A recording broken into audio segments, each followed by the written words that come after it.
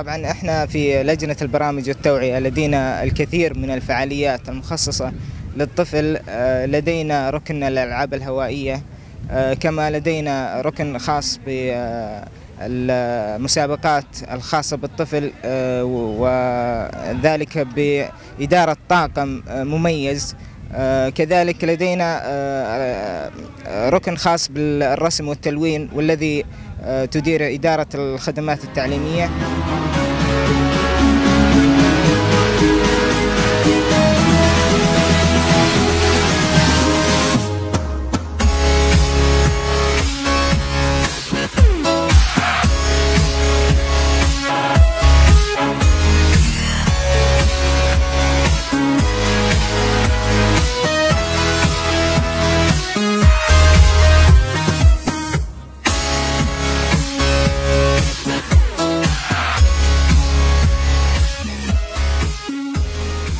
بسم الله الرحمن الرحيم. الحمد لله رب العالمين، والصلاة والسلام على أشرف الأنبياء والمرسلين سيدنا محمد وعلى آله وصحبه أجمعين.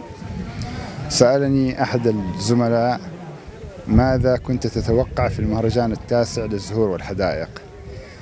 وما هو الفرق بين الإعداد الحالي والاستعداد الحالي وما سبقها من مهرجانات؟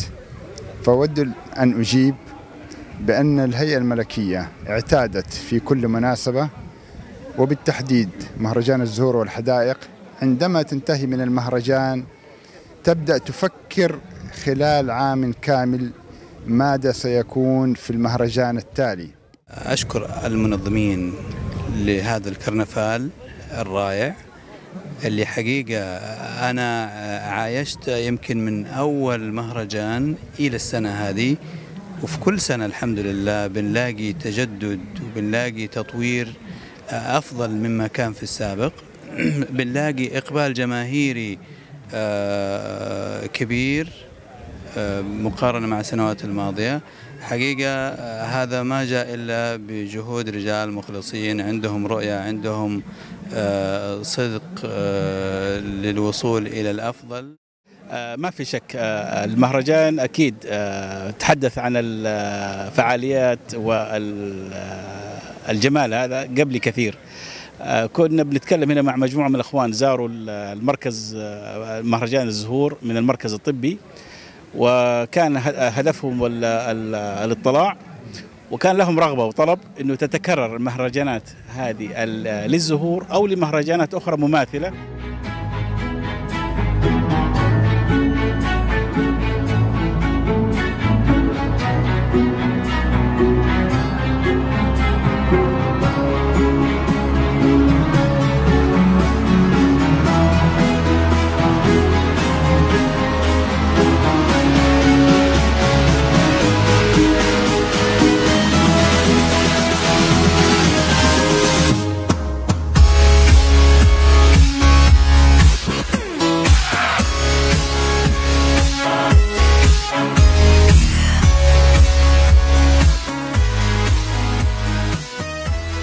الحقيقه المهرجان السنه دي في اختلاف كبير عن العام الماضي، انه في التفاصيل، في دقه كبيره جدا في التفاصيل، في الركن المطاعم، المحلات اكتر، طريقه العرض الحقيقه فيها الكواليتي في تقديم المنتج نفسه.